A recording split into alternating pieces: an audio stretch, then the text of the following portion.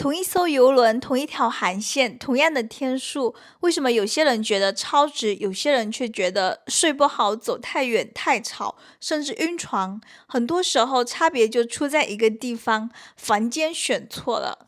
歡迎回到我的頻道，我是 Jenny。一趟完美的郵輪旅行，很大的體驗感取決於你選了什麼房間。郵輪的房間多達幾千個，錯綜複雜的像個迷宮。郵輪選房不是簡單的選內艙、陽台還是套房，而是看樓層、位置、噪音、動線、預算和你的旅行方式。今天我們就把郵輪選房的底層邏輯徹底扒開，幫你省錢避坑，選到最適合你的房間。正式看房型之前，先問自己4個問題。第一，你這趟旅行是預算優先還是體驗優先？第二，你是一個人、情侶、帶小孩、帶長輩還是朋友同行？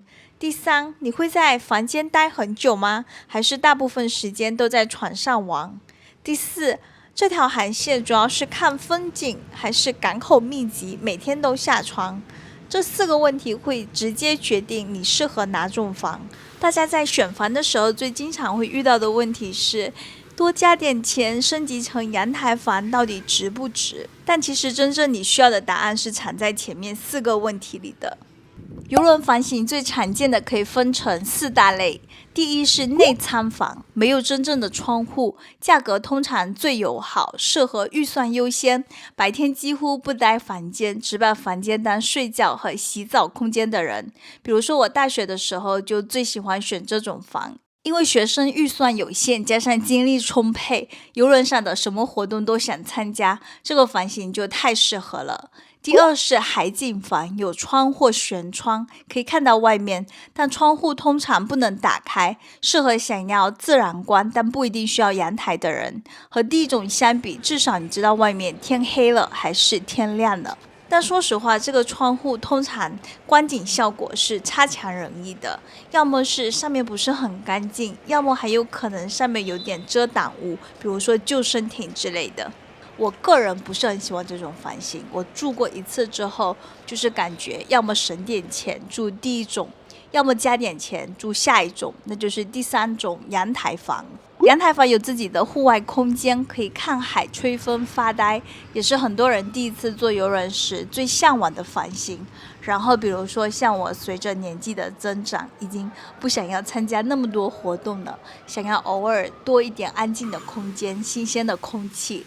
當然預算也可以提高一點的，那陽台房就是最佳選擇。第4是套房，空間更大，通常會有更好的位置，更多權益，比如說套房的客人有獨享的泳池、餐廳之類的。當然肯定最大的問題就是你的預算，不考慮錢和 CP 值性價比的話，那我肯定也想要套房。可惜我還是有考慮 CP 值的，所以我這次加勒比海的航線還是選了陽台房。那我就先帶大家一起來開箱一下一個典型的陽台房是什麼樣的，然後再繼續討論其他郵輪選房的要點和避雷。吃飽喝足，可以和我一起去房間了。門口還放着我們房間的卡，因為我們是用 digital key 進來的。這個房間是皇家加勒比陽台房的典型配置，可以一起來看看。今天真的超級迅速，現在才1點多1點，我們的房間加上托運的行李都已經好了。陽台房比起內艙和海景房，面積和儲物空間也會更大一點。這個電視大概有32寸這樣子，睡覺的床可以自己選擇要拆開還是合併在一起。這有個書桌，上面還有鏡子，所以當化妝的地方也很方便。有個他們配備的小吹風機，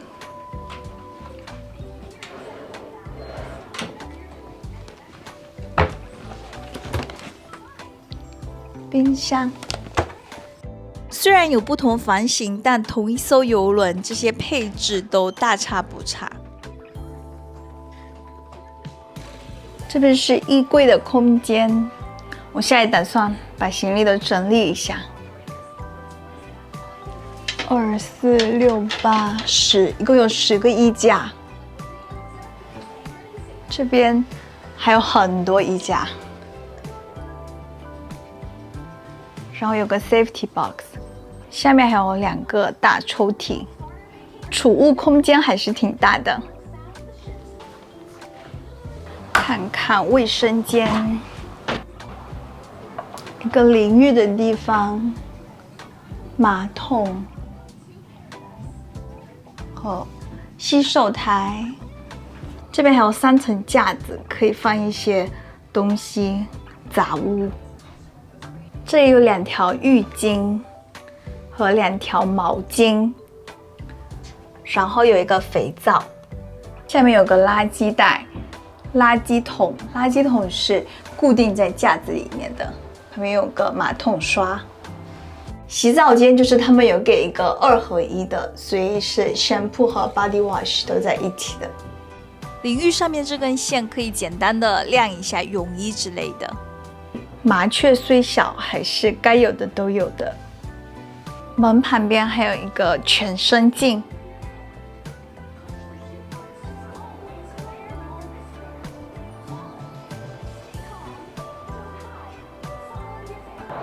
這是陽台外面，現在還在邁阿密。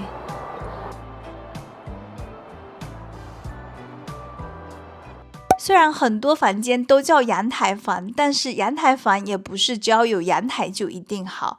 首先要看它是不是像這樣子的正海景陽台。有些床會有內景陽台，比如說面向中央公園步道或床內街區，價格可能會更低，也很有特色，但隱私、噪音和海景感是不一樣的。第二，要看有沒有遮擋，有些陽台視野可能被救生艇、結構梁或船體設計擋住，價格便宜，但觀景體驗會打折。床尾陽台風景很美，適合拍日落和床尾浪花，但有些床尾房離電梯遠，也可能有輕微震動。高層陽台視野開闊，但風也可能更大。選陽台前最好把甲板圖和實拍視頻一起看。我自己選陽台房的話，會優先考慮無遮擋和去頂樓 buffet 吃飯方便的，比如說離電梯近，或者在樓層比較高的話，離樓梯近直接上去也可以。正好，那也提到了下一個郵輪選房的重點，那就是不要只看房型，也要看位置。你要同時看3個維度：前、中、後、樓層高低、上下左右是什麼區域。床頭風景好，但有時運動感更明顯。床尾視野特別，但就像剛才說的，有些床尾房可能會有震動或離電梯較遠。床中通常是最穩、最方便的位置，樓層也一樣。高層靠近泳池、自助餐廳和活動區，方便但可能熱鬧。低層上下床方便，也相對穩定，但陽台的話視野會略遜色。中間樓層則比較平衡一點，但優點就沒有那麼突出。位置還對一類人很重要，那就是容易暈車暈床的人。如果你容易暈車暈床，選房優先級就很明確，盡量選床中部較低或中低樓層。你可以把郵輪想象成一個蹺蹺板，越靠近中間，感受到的起伏通常越小。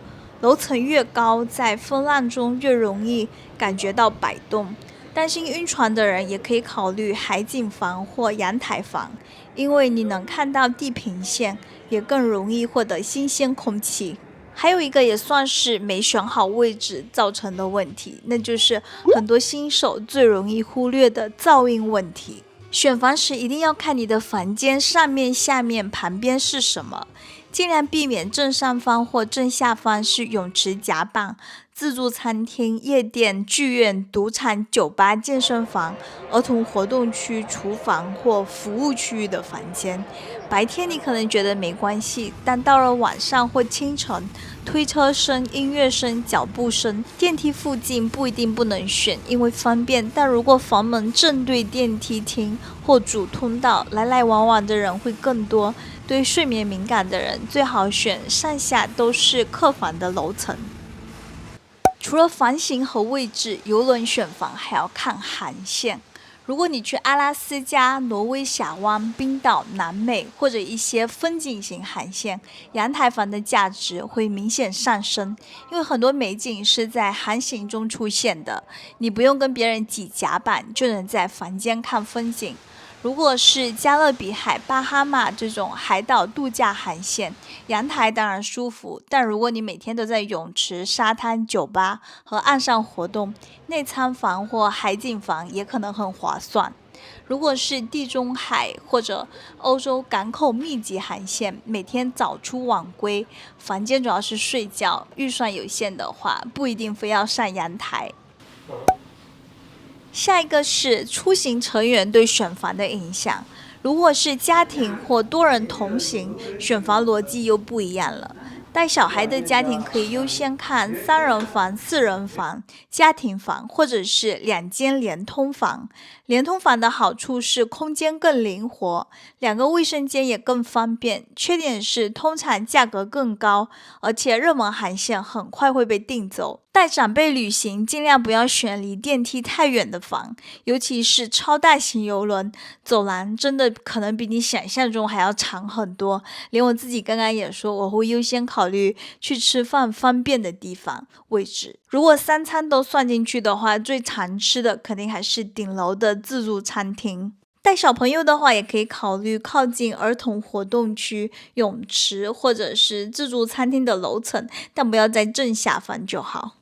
最後總結給大家一個簡單的選房公式：第一步，確定人群，獨旅、情侶、親子、長輩還是朋友團；第二步，確定航線，風景型、海島型還是港口密集型；第三步，確定預算，只想省錢還是願意為陽台和位置加錢；第四步，找出你的敏感點。怕暈船、怕吵、怕走路，需要陽台，需要新鮮空氣，需要連通房，還是需要無障礙設施？第五步，打開甲板圖，看房間上下左右是什麼。只要這5步走完，你基本就能避開80%的選房坑。舉幾個例子，第一次坐郵輪怕暈船，選船中部中低樓層，海景或陽台更安心。情侶度假預算夠，選海景陽台，避開公共區域上下方。帶2個孩子，優先連通房或家庭房，靠近電梯但不要正對電梯。阿拉斯加航線陽台房值得認真考慮。年輕人預算有限，每天都在外面玩，內艙房完全可以，把錢留在岸上觀光和餐飲。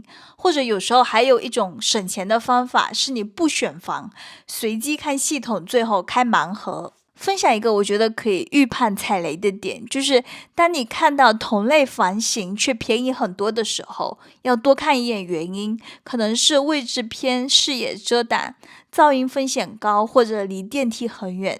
一般來說都藏着雷點，沒有無緣無故的便宜。郵輪選房沒有絕對最好的房，只有最適合你的房。記住一句話，房型決定體驗上限，位置決定睡得好不好，預算決定取捨。下一次訂郵輪前，不要只看價格，也不要只看陽台，先看看自己需要什麼，再看甲板圖。你最在意郵輪房間的哪一點？價格、陽台、安靜、位置，還是不暈船？歡迎留言告訴我。我們下一期繼續聊郵輪旅行攻略。